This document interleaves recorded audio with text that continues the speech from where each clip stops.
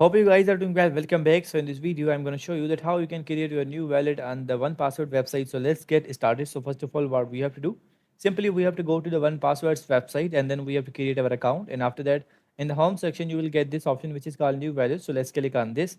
And after clicking on this, as you can see now, simply we have to provide the name and we have to choose the icon, and we also need to provide the description. As you can see now, these different types of icons are provided here. Now you have to choose that which one is suitable for you.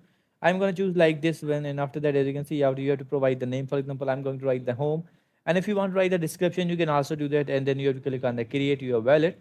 And after clicking on this, in a few seconds, it will be created. So as you can see now, we have to wait for a few seconds. So as you can see now, it's created. So in this way, you can create your wallet on the One Passwords website. I hope you guys understand this video that how you can do this. So see you guys in the next video.